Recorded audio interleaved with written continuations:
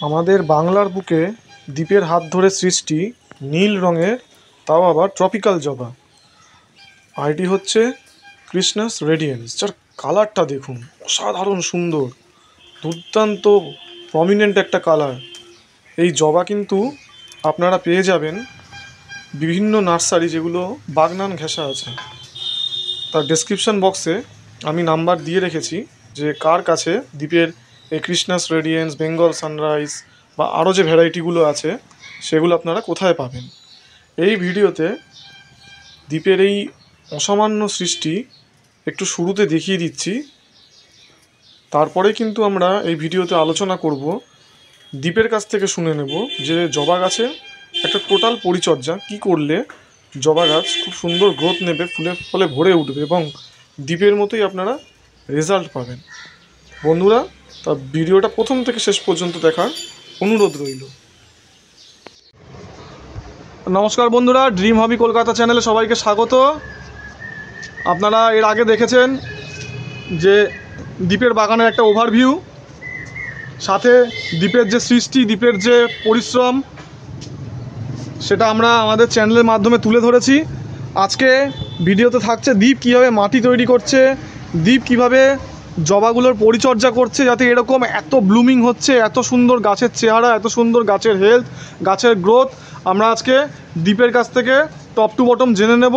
আপনারা ভিডিওটা সম্পূর্ণ দেখুন, তাহলে কিন্তু দ্বীপের মতো এরকম গাছ করতে আপনারাও সমর্থ হবেন। আপনাদের বাগানেও ফুটবে এরকম সুন্দর সুন্দর জবা, এবং তাতে কিন্তু আমার আপনার প্রত্যেকের মন ভরে যাবে। কারণ আমাদের ভিডিও দেখে যদি আর 5 জনের বাড়িতে এত সুন্দর ট্রপিক্যাল জবা ফোটে, তাহলে কিন্তু আমরা সবথেকে বেশি খুশি হব। দ্বীপের মুখে শুনে নেব দ্বীপ কীভাবে মাটি তৈরি করছে, কীভাবে জবা গাছের পরিচর্যা করছে। দ্বীপ, একটু আমাদের দর্শক বন্ধুদের একটু খুব সহজ ভাষায় সংক্ষেপে বলে দাও, কারণ আমাদের হাতে সময় খুবই কম, কারণ প্রত্যেকে দৈনন্দিন কাজে ব্যস্ত থাকি। তা সেই মতো তুমি তোমার মতো করে একটু বুঝিয়ে দাও, যাতে আমরা সহজে, তোমার মতো না পারলেও অন্তত কিছু ট্রপিক্যাল জবা করতে পারি আমরা। তো আমরা যে মিডিয়ায় করব সেই মাটিটা খুব ভালো হওয়া দরকার, যে মানে গ্রো করানোর জন্য পোরাস মাটি, মানে এই ধরনের ধরুন মাটি, এই মাটি মানে দিলেই পুরো একদম গুঁড়ো গুঁড়ো হয়ে যাবে, মানে এঁটেল ভাবটা যাতে খুব বেশি না থাকে, জল না যাতে দাঁড়িয়ে যায়। এইটা আমাদের বর্ষা ক্ষেত্রে বেশি সমস্যা হয়, যে জল দাঁড়িয়ে গিয়ে রুট রট হয়ে গিয়ে বেশি গাছ মরে যায়। তো গাছের গ্রোথের জন্য যদি একটু শুকনো শুকনো অবস্থা করে আবার জল দিয়ে যায়, মানে শুকনো ভেজা এইভাবে যদি করা যায়, তাহলে টবের গাছের ক্ষেত্রে খুব ভালো হয়। আর যারা ফিল্ডে করছেন সেটা আলাদা ব্যাপার। তো টবের গাছের ক্ষেত্রে মাটি তৈরির জন্য আমরা ওই বলেছি আগেই 50 থেকে 60% মতো গার্ডেন সয়েল, আর বাদবাকিটা কম্পোস্ট, মানে 20 থেকে 30-র মধ্যে, আর কিছুটা পরিমাণ আপনার হাড় গুঁড়ো, শিংকুচো, মানে জৈব দিয়ে যদি করতে পারি মিক্সচারটা, তাহলে গাছের গ্রোথ বলুন, লংজিভিটি বলুন, এটা খুব ভালো দাঁড়ায়। রাসায়নিক দিয়ে কিন্তু হয় না এই জিনিসটা। আচ্ছা, মাটি তৈরির তো মোটামুটি বুঝলাম যে জৈব দিয়ে করতে বলছো। জৈব দিয়ে এবার মাটি তৈরি করার পর আমরা কতদিন পর গাছটা বসাবো? যদি 2-3 মাস আগে থেকে করে রেখা যায়, বা 1 বছর আগে থেকে যদি করে রেখা যায়, তাহলে খুবই ভালো। আচ্ছা, এবার গাছ বসানোর পর তুমি মোটামুটি কি পরিচর্যা করো যাতে কম সময়ে একটু ভালো রেজাল্ট পাওয়া যায়? পরিচর্যা করার ক্ষেত্রে মানে গাছের যে গ্রোথের টাইমটা মানুষকে বুঝতে হবে, কোন গাছ কোন টাইমটা মানে গ্রোথ আসে।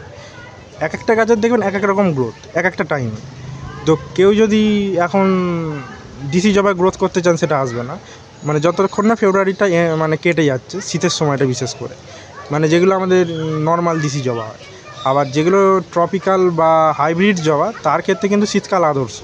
সেই শীতকালেই কিন্তু এদের ফ্লাওয়ারিং টাইম। তো আমরা যদি বর্ষার পর থেকে এদের খাবার দাবারটা স্টার্ট করে দিই, তাহলে আমরা এই সময় পর্যন্ত সারা শীতটা ফুল পাবো। তো তার জন্য আমরা বর্ষার শেষেই, যখন শীত মানে বর্ষা শেষ হবে, তারপরে এই মাটি যখন একটু শুকনো হয়ে যাবে, আমরা অক্টোবর ওই নভেম্বরের মাঝামাঝি সময় করে চাপান সার দেওয়া হয়। চাপান সারের মধ্যে থাকে আপনার হচ্ছে সবটাই জৈব, হাড় গুঁড়ো, শিংকুচো, ভার্মি, তারপরে স্টেরামিল বা যে কোনো জৈব খাবার দাবারগুলো, আর তারপর খোল, 3-4 রকমের খোল, নিম খোল, সর্ষের খোল, বাদাম খোল, সব কিছু একটা মিক্সচার। এই মিক্সচারটা আগে থেকে আমরা তৈরি করে রাখি, মানে সঙ্গে সঙ্গে দিলে কী হয়, গাছের গোড়া জ্বলে যাওয়ার সম্ভাবনাটা বেশি থাকে।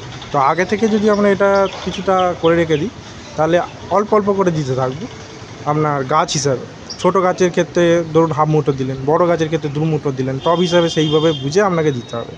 এমনটা নয় যে যেটা বললাম দিয়ে দিলেন গাছ হয়ে গেলে, এটা না, আপনাকে নিজেকে বুঝতে হবে। আমি বলে দিলেও সেটা হবে না, কারণ আপনার গাছ কি চাইছে সেটা আপনাকেই বুঝতে হবে। আচ্ছা, আর খোল জল কি দেওয়া যেতে পারে? হ্যাঁ, শীতের টাইমটা পাতলা করে যদি প্রত্যেক 1 সপ্তাহ অন্তর বা 15 দিন অন্তর খোল জল দেওয়া যায়, 2 রকম খোল, সর্ষের খোল বাদাম খোল মিক্স করে, আচ্ছা, মানে ভিজিয়ে 1 সপ্তাহের মতো, তো সেটাতে খুব ভালো কাজ হয়। আর আমরা পেস্টিসাইড কি ইউজ করবো এই সমস্ত বিদেশি জবা বা তোমার যেগুলো জাত আছে সেই ক্ষেত্রে? তো পেস্টিসাইড মানে আপনার কোন ধরনের পেস্ট লাগে সেটা আগে আপনাকে একটু দেখে নিলে ভালো হয়। আর রেগুলার বেসিসে তো অনেক পেস্টিসাইড আমরা ইউজ করি, কাকা, সুপার সোনাটা, এইগুলো তো ইউজ হয় অলরেডি। তো এবারে খুব বেশি যখন কোনো পেস্টে অ্যাটাক হয়, মানে যেমন ধরুন সাদামাছি খুব অ্যাটাক হয়ে গেল বা রেড মাইটসের খুব অ্যাটাক হয়ে গেল, তখন পেগাসাস, পোলো বা আপনার কাকা এই ধরনেরগুলো ইউজ করা যায়। আবার সাদামাছি আপনার দোয়ে পোকা যেটা হয় একটারা, তারপরে আপনার অ্যাপিডস, থ্রিপস বিভিন্ন রকমের আসে সিজন চেঞ্জের সময়, বিশেষ করে তার জন্য কনফিডার বা যখন যেটা দরকার মেনলি সেইটা হিসাবে আমাদের দিতে হবে। আচ্ছা, খুব বেশি দেওয়ার দরকার নেই আগে থেকে। আর ফাঙ্গিসাইড মোটামুটি আমরা কি ইউজ করতে পারি গাছে যাতে সুস্থ থাকে? ফাঙ্গিসাইডটা খুব তো বেশি লাগে বর্ষার সময়, কারণ ফাঙ্গালাটা খুব জবাতে বেশি হয়, বিশেষ করে যখন ক্লাউডি ওয়েদার থাকে, তখন পাতা পচে যাওয়া, শেকড় পচে যাওয়া এই সমস্যাগুলো দেখা যায়। তো আমাদের দেশি জবার ক্ষেত্রে সেরকম কিছু লাগে না অতটা বিশেষ করে, কিন্তু বিদেশি যেগুলো হাইব্রিড তার জন্য আবার যেমন শেডও করতে হয়, গ্রিন নেট করতে হয়, পলিশেড করতে হয়, এছাড়াও আপনাকে ফাঙ্গিসাইডও স্প্রে করতে হয় প্রত্যেক সপ্তাহে অন্তত, এমনকি অ্যান্টিবায়োটিক পর্যন্ত দিতে হয়। অ্যান্টিবায়োটিক? আচ্ছা, মানে সেটা কি জিনিস? মানে ধরুন গাছের খুব বেশি ব্যাকটেরিয়াল ইনফেকশান হয়ে গেল বা ঝিমিয়ে গেল, মানে একদম শেষ পর্যায়ে যখন চলে যায় গাছ, প্ল্যাংটোমাইসিন টাইপের কি ওই জাতীয় কিছু? হ্যাঁ, স্টেপটোমাইসিন, প্ল্যান্টোমাইসিন, মাইসিন যেগুলো মাইসিন গোত্রের ওষুধ, মানে যখন শেষ পর্যায়ে চলে যাচ্ছে, মানে এমনটা না যে গাছ ভালো গাছে দিয়ে, আচ্ছা, যখন মানে শেষ হবে যে আপনার কিছু করার নেই দেখবেন, তখন সেই মানে পরিস্থিতি বুঝে আপনাকে দিতে হবে। আচ্ছা, মোটামুটি তাহলে মাটি তৈরি, খাবার, পেস্টিসাইড, ফাঙ্গিসাইড মোটামুটি সবই বলে দিলে, তাহলে এইটুকু মেনটেন করলে আশা করি কিছুটা, মানে তোমার মতো হয়তো পারবো না আমরা, কিন্তু কিছুটা অন্তত করতে পারবো। ট্রপিক্যাল জবা মরবে না, অ্যাটলিস্ট ভালো ফল দেবে, এরকম করলেই হয়ে যাবে। আচ্ছা বন্ধুরা, তাহলে শুনে নিলেন দীপের কাছ থেকে যে দীপ কীভাবে বাগান করছে। আচ্ছা দীপ, একটা জিনিস জানতে চাইছি, এইগুলো কি মানে নর্মাল? এগুলো নর্মাল, এবার এগুলো কাটা হবে, ম্যাচিওর হয়ে গেছিল, কারণ এগুলো অনেকেই ভয় পায়, যেরকম আমারও হচ্ছে বেশ কিছু গাছে, যেটা বলছিলাম ফর্মোসা ব্ল্যাক পালে হচ্ছে, এগুলো নর্মাল এখন নর্মাল। সিজন চেঞ্জ হচ্ছে, ফেব্রুয়ারিতে পাতা ঝরার সময়, আচ্ছা প্রত্যেকটা লিফ ফল হবে। এখন কোনো চিন্তার দরকার নেই, এখন হার্ড পুনিং করতে পারেন, সফট পুনিং করতে পারেন, সেটা আমরা গাছ হিসাবে ইউজ করতে হবে। যেটা ছোটো গাছ তার জন্য পিঞ্চিং করতে পারেন, হ্যাঁ। আর যেগুলো 5-6 ইঞ্চি গাছ পিঞ্চিং করা যাবে, হ্যাঁ, মাথাগুলো কেটে দেবে। এখন মানে পাতা যেরকম হয়ে যাচ্ছে, ভয় পাওয়ার কোনো কারণ নেই। না, আমি জাস্ট কাটবো এগুলো। আচ্ছা, হার্ড পুনিং করবো। আচ্ছা আচ্ছা, বর্ষার আগেও করতে পারেন হার্ড পুনিং। আচ্ছা, বর্ষার আগে করা যেতে পারে। বন্ধুরা, আশা করি দীপের এই ভিডিও দেখার পর আপনাদের ট্রপিক্যাল জবা নিয়ে কোনো সমস্যা থাকবে না। তারপরও যদি কোনো সমস্যা থাকে কমেন্ট বক্সে কমেন্ট করবেন, আমরা দীপের সঙ্গে যোগাযোগ করে সেই সমস্যার সমাধান করে দেবো। বন্ধুরা, ভিডিওটা এখানেই শেষ করছি। দীপকে অসংখ্য ধন্যবাদ তার মূল্যবান সময় আমাদেরকে দেওয়ার জন্য। প্রত্যেকে ভালো থাকবেন, সুস্থ থাকবেন এবং ড্রিম হবি কলকাতা চ্যানেলের সঙ্গে জুড়ে থাকবেন। দীপ ওর যে বইটা বেরিয়েছিল, সেই বই সংক্রান্ত কিছু তথ্য আপনাদেরকে দিতে চায়, তা সেটা আমরা দীপের মুখ থেকে শুনে নিই। হ্যাঁ, তো আমার তো এবারে বইমেলায় একটা বই প্রকাশিত হয়েছে, সবাই মানে কিনেছেন, বিশেষ করে বাগান লাগার্স গ্রুপের যে মিট আপ হয়েছিল ওনারাই উদ্বোধন করেছেন বইটা। ওখানে প্রচুর মানুষ, দর্শক কিনেছেন, ফলোয়ার্স যারা আছেন।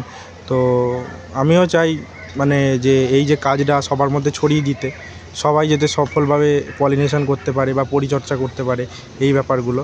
তো অনেকে আবার ফুলের নাম জানেন না, বিশেষ করে এই ধরনের কিছু কিছু জাত আছে যেগুলো কোনটা বাবা হিসাবে ভালো বা কোনটা মা হিসাবে ভালো, যেটা বললাম। তো তার জন্য অনেকে আবার ফুলের নামগুলো জানেন না। তো সেই ফুলের নামগুলো যদি জানতে হয়, তো এই বইটাতে আমার কিছু দেয়া আছে, সেই ফুলের ছবি সমেত। তো এই বইটা আপনারা সংগ্রহ করলে সেখান থেকে আপনারা পেয়ে যাবেন সেই ছবিগুলো, কোনটা ফুলের কী নাম। তো সেখান থেকে আপনারা ইন্টারন্যাশনাল সোসাইটির যে ডাটাবেস আছে সেখানে গিয়ে সার্চ করতে পারেন। সেখান থেকে আপনারা কোনটা বাবা হিসাবে ভালো বা মা হিসাবে ভালো সেই ব্যাপারটা আপনারা বুঝতে পারবেন।